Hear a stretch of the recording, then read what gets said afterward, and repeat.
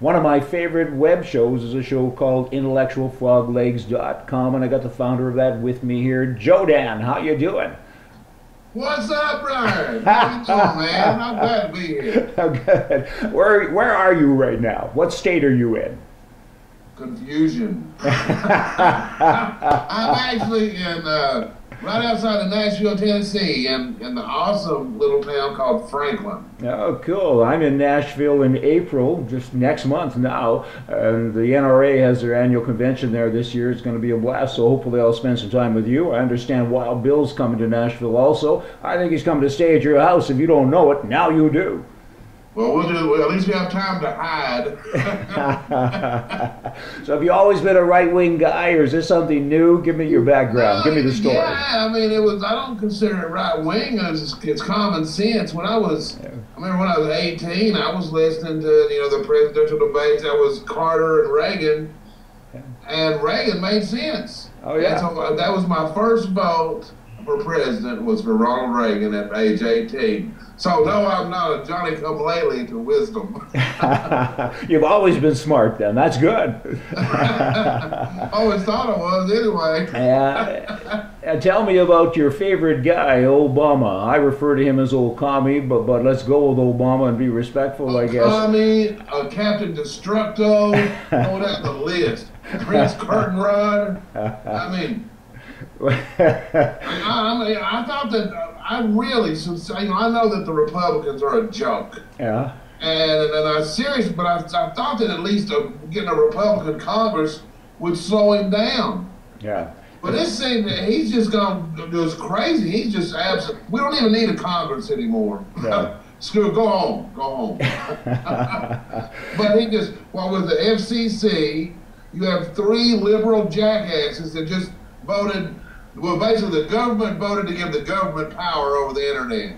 How about that? That's unbelievable. What's going on with the internet? I mean, why is he doing what he's doing? Well, I guess we know why, because it's a left-wing agenda. But will it happen? Like, how do you take control of the worldwide internet? Oh, it was like nobody really knows, because they still haven't released over 300 pages of regulations.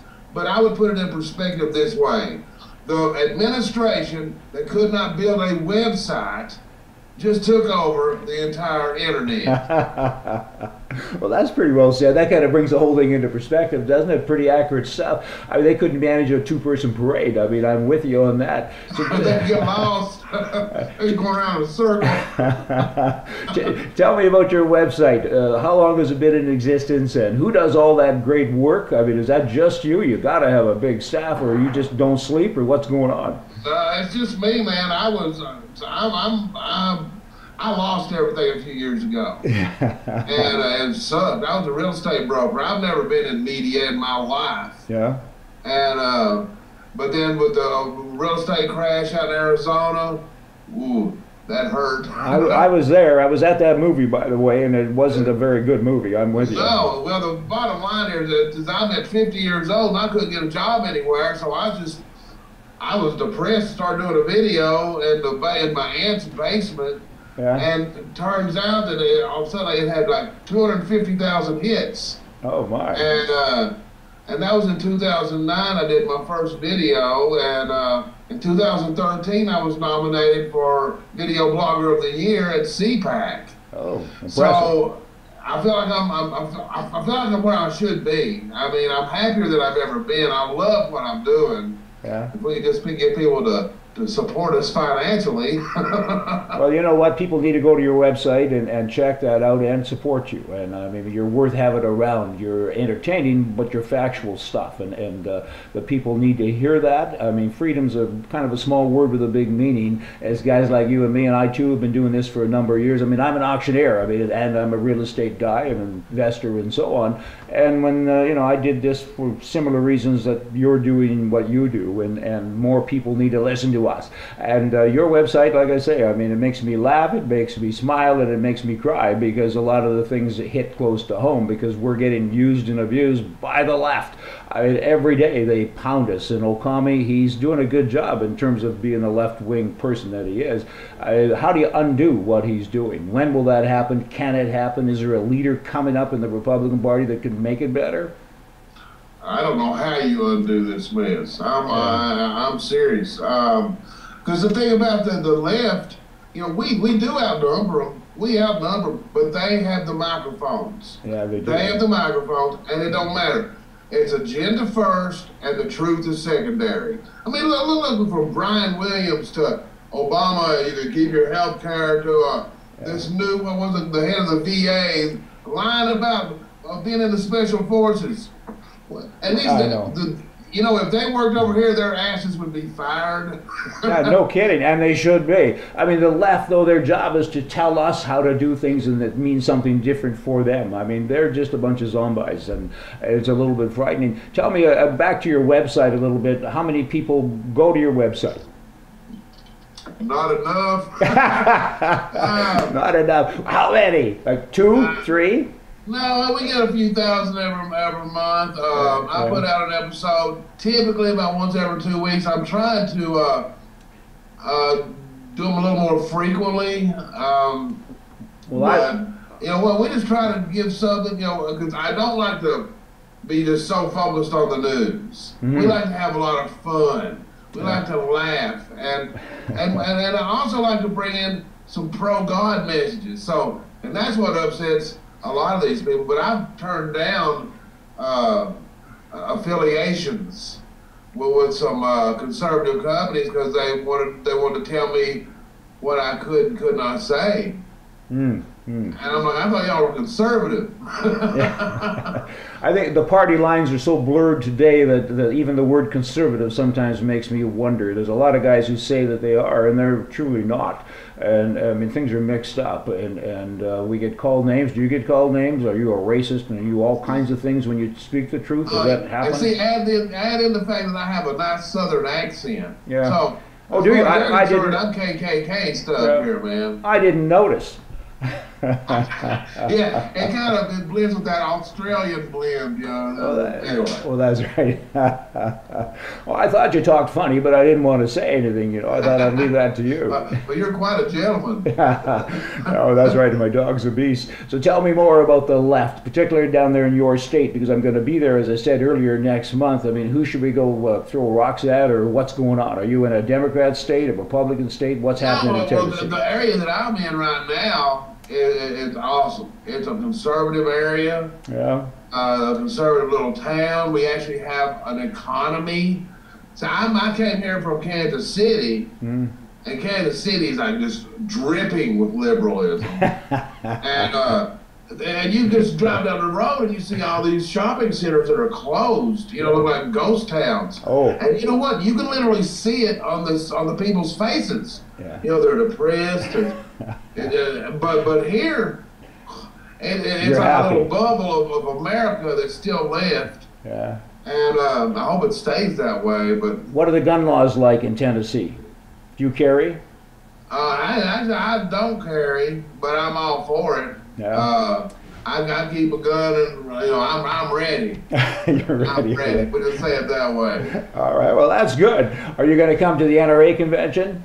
I'll be there. All right. Well, I'm a life member. And I'm going to the SEC basketball tournament in 2 weeks, too. That's in Nashville, too. Oh, cool. I'm a big Kentucky basketball fan. I had to get that out there. Yeah. Last time I was in Nashville, I was with a good friend of mine, Leroy Van Dyke, and he still lives close to there. He's in his 80s now, but he started that Auctioneer song and Walk On By and a bunch of stuff way back in the 50s and 60s. Oh, really? Oh, yeah. So I know your town. And another thing I'll give you as a point of interest, Minnesota Fats used to live in Nashville, a pool player, and he worked for me for 5 years. I had a pool company, and I manufactured and sold pool cues and pool tables. I'm getting off the topic here, but, you know, I had a lot of interesting... Cool. That's all right. Yeah. Top is whatever we want. And he called himself Fatty, and the first time I met him, I said, Minnesota, what do I call you? And he says, Fatty. And we used to go to the Stockyards, that restaurant that you and I and Wild Bill for America should go to in Nashville, and we used to go there all of the time. time and sing and dance and had a great time. So I know your town. Looking forward to coming there. So back to politics. Tell me about Okami. Do you think in 2016, when an election is supposed to happen, do you think there's any kind of an agenda that would make him run again, or not give up the presidency? Is that possible? Is there anything in the Constitution that allows that to happen? Everything that's going on, anything's possible, and I would not be surprised to see some type of a crisis that would hit right about election time. That's that. Well, we're going to have to postpone the election. Yeah. But it's okay because we're going to put Eric Holder in charge. Well, I just hope there really is an election, but certainly there's a lot of people online that feed into that. They say that part of the big agenda is that there'll be the government will go out and bomb somebody on purpose and say, now we have a war and we can't have an election, so we have to stay in power, our administration, so we can veto more bills. We need a few more years to make it happen. It's kind of a mess. The Constitution, a lot of people that swear to it, they kind of swear at it as soon as they're elected, don't they? Man, I'm telling you, and I've got some clips of Obama. I'm putting together a new episode right now, and of him talking about the Constitution. Yeah. And he says, they didn't address, and this is Obama's words, that they didn't address issues like race and gender. Oh. Mm. No, because they weren't sick freaks like you. Go sit your ass down. I get so sick of it talking about race. And in fact, when Eric Holder came out today and said that all the criticism that they received was because he's a black guy.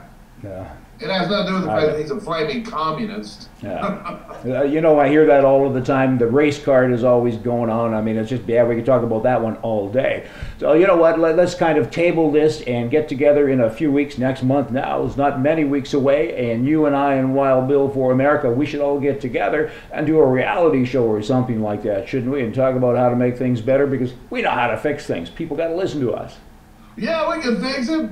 A conservative could, if we could actually get a conservative in there and maybe hog tie the media so they could shut up, we could get something done. but they let all these liberals lie their ass off. They'll lie about everything. But then Rudy Giuliani gets up there and speaks the truth that Obama doesn't love America. And they throw a group conniption fit. Oh, no, and he's white. That's another problem, too. I mean, I'm with you 100%. I mean, don't speak the truth because we don't need to hear it. I get it. Politically, right is right and left is wrong. And that makes you and I right.